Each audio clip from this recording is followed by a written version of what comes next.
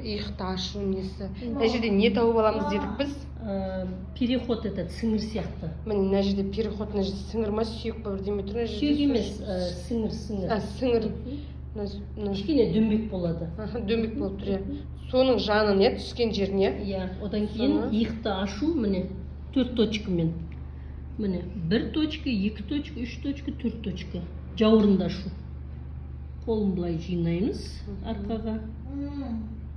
И міне 4 точка. Былай жылжытып атсыз да? Былай жылжытып атсыз.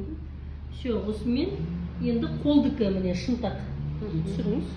Мына шынтақ бар ғой, міне шынтақтың үшбұрыш. Сол шынтақтың үшбұрышын міне именно түскен жерін басамыз міне. Можно былай басуға, можно былай басуға. И кішкене түсеміз, ол екінші точка болады. Ойықтан түсесіз, кішкене екінші точка болады. Кішкене точка ойықтан түсу, иә. И потом міне мынау енді алақандікі. Мына қолымыз бәрін қолда бірде-бір участок қалдырмай басып шығамыз. Потом тағы да біріне, мынау саусақтардың арасы бар ғой, соларды тырнақ пен саусақтың ортасымен былай басып шығамыз.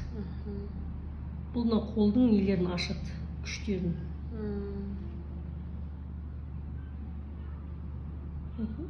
Все, осымен